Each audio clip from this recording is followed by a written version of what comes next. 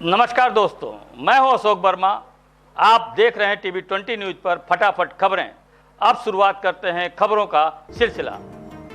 खबर आजमगढ़ से है, जहां सपा कार्यालय में प्रेस वार्ता के दौरान ब्लॉक प्रमुख चंद्रशेखर यादव ने बिहार विधानसभा चुनाव में राष्ट्रीय जनता दल की हार को लेकर गंभीर आरोप लगाए। उन्होंने कहा कि यह भाजपा की जीत नहीं बल्कि मताधिकार पर संगठित डकैती है। चंद्रशेखर ने चुनाव से पहले जल्दबाजी में लागू SIR प्रक्रिया के कारण लाखों मतदाताओं के अधिकारों की बाधा का आरोप लगाया और कहा कि निर्वाचन आयोग अब स्वतंत्र नहीं है बल्कि सरकार का आयोग बनकर काम कर रहा है।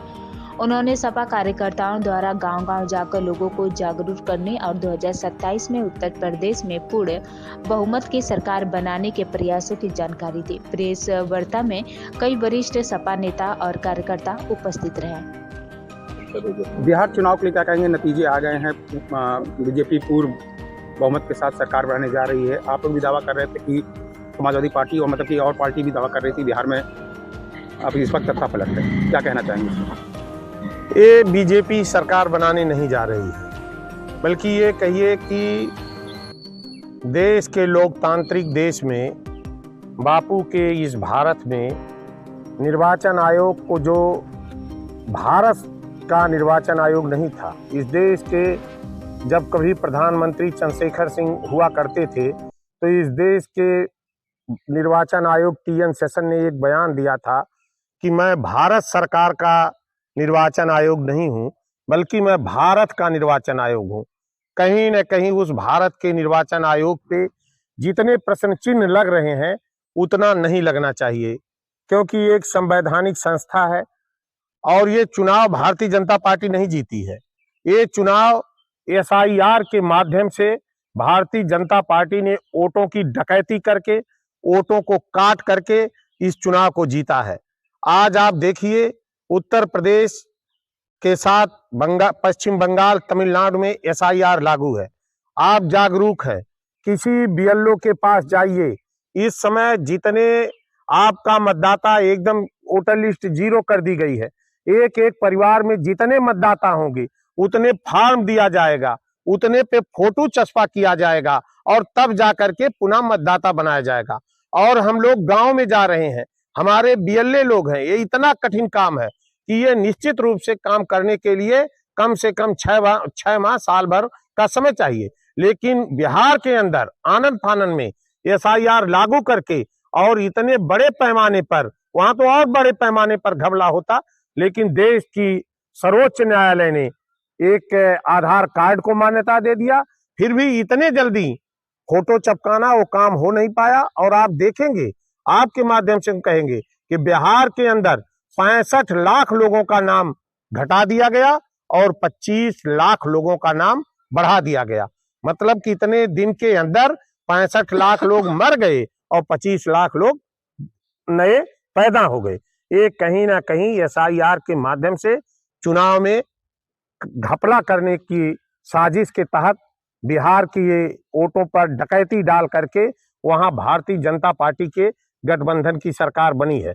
हम आपके माध्यम से बताना चाहते हैं कि निश्चित रूप से SIR उत्तर प्रदेश में हो रहा है और समाजवादी पार्टी एक एक बूथ पर एक एक वोट पर पैनी नजर रख करके हमारे यहाँ के सभी उच्च अधिकारियों से बात हो रही है और उच्च अधिकारियों का रवैया बहुत ही सकारात्मक है और एक एक वोट बढ़ेगा और निश्चित रूप से 2027 में अखिलेश यादव उत्तर प्रदेश में प्रचंड बहुमत की सरकार बनाएंगे। क्योंकि हम आपको बता दें कि उत्तर प्रदेश का ये इतिहास रहा है। आप देखेंगे, ऑन रिकॉर्ड आप देखेंगे कि 2014 का जब लोकसभा का चुनाव हुआ, भारतीय जनता पार्टी बड़ी सीटें जीती लोकसभा का और 2017 में भारतीय जनता पार्टी प्रचंड बहुमत के साथ उत्तर प्रदेश में सरकार बनाई। पुनः जब लोकसभा का चुनाव 2019 में हुआ, हमारा सपा बसपा गठबंधन फेल हो गया और भारतीय जनता पार्टी पुनः जीती और 2022 के चुनाव में भारतीय जनता पार्टी ने पुनः उत्तर प्रदेश की हुकूमत पर कब्जा कर लिया। और अब की बार आप देखेंगे कि अखिलेश यादव ने जो PDA का नारा दिया जिसमें अगड़े पिछड़े दलित शोषित सारे लोगों को शामिल करके जब उन्होंने पीडीए के आधार पर चुनाव लड़ा, सबकी भागीदारी सुनिश्चित किया, तो 2024 में समाजवादी पार्टी लोकसभा में प्रचंड बहुमत के साथ आई। तो आने वाले समय में उसी इतिहास को दोहराते हुए 2027 में समाजवादी पार्टी उत्तर प्रदेश में एक प्रचंड बहुमत की सरकार बनेगी और जो महंगाई बेरोजगारी उत्तर प्रदेश की ये नौजवानों को छलने का काम किया जा रहा है, निश्चित रूप से वो समाप्त होगा। और आप जानते हैं कि इस देश का मतदाता बहुत जागरूक और चालाक है। एक बार वहां आप बिहार के साथियों से हमने पूछा, वहां जितना भारतीय जनता पार्टी के सरकार बनाने की चर्चा नहीं है, उतना महागठबंधन को जिस साजिश के तहत हराया गया, जिस एसआईआर के माध्यम से वोटों पे डकैती डाली गई, उस हार की चर्चा बिहार में ज्यादा है। यूपी में भी हो रहा है, तो किस तरीके से उसको और रोकने का प्रयास किया जाएगा? इस तरीके से जो आप आरोप लगा रहे हैं उसको कैसे किया जाएगा?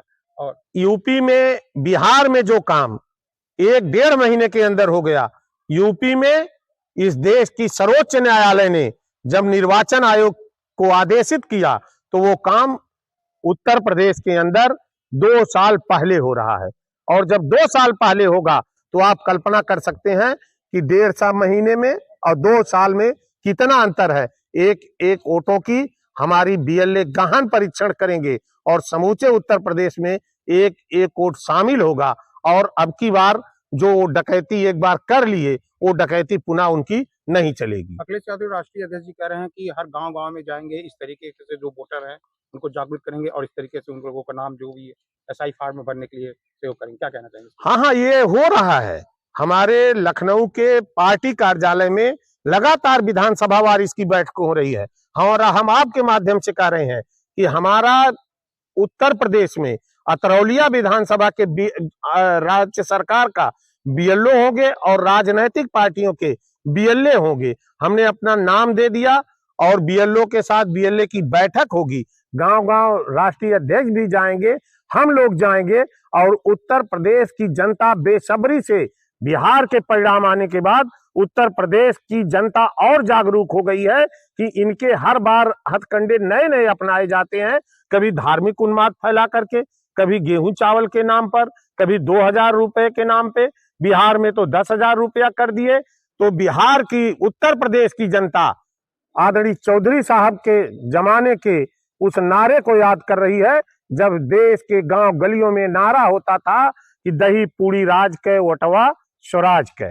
तो ये इस तरह के बात हम लोग चलेंगे, गांव में बताएंगे, गरीबों को बताएंगे, नौजवानों को बताएंगे और उत्तर प्रदेश में एक लोकतांत्रिक सरकार बनाने का काम करेंगे।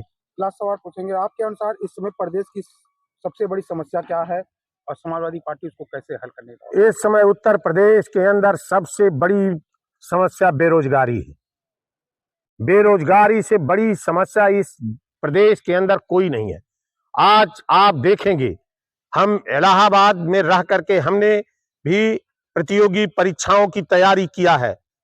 इलाहाबाद के अंदर चाहे माध्यमिक शिक्षा चयन बोर्ड का एलनगंज का कमीशन हो, चाहे उत्तर प्रदेश का लोक सेवा आयोग का कमीशन हो, और आप देखे होंगे आरओ और एआरओ की कितनी बार परीक्षाएं स्थगित कर दी गई। आज लाखों लाख नौजवान जो अपने सपने लेकर के इलाहाबाद, बनारस से लेकर लखनऊ की गलियों में, एक परिवार का बच्चा जब बाहर पड़ता है, उस परिवार का विकास रुक जाता है और कहीं ना कहीं उनके विश्वास, उनके भविष्य के साथ जो सरकार ये छलने का काम कर रही है, आने वाले समय में उत्तर प्रदेश का बेरोजगार अंगड़ाई लेगा और निश्चित रूप से समाजवादी पार्टी के नेतृत्व में महागठबंधन की सरकार बनेगी। क्या लगता है आपको कि वर्तमान सरकार जनता की अपेक्षाओं पर खरी उतर रही है? जनता के अब हम क्या बताएं, आप खुद महसूस करिए। इस समय बताओ, लगन का सीजन चल रहा है और बाजारों में आप जाके देखिए कि चहल पहल क्या है।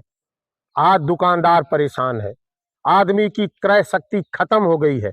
आप गांव में जाइए, केवल समूह के माध्यम से कर्जे बांट करके, समूह के माध्यम से कर्जे बांट दिए जा रहे हैं और उन्हीं कर्जों के माध्यम से केवल ये प्रदेश की सरकार लोगों को गुमराह करके रख रही है और चारों तरफ हाहाकार का वातावरण है। सब लोग बहुत ही बद खराबी की जिंदगी जी रहे हैं।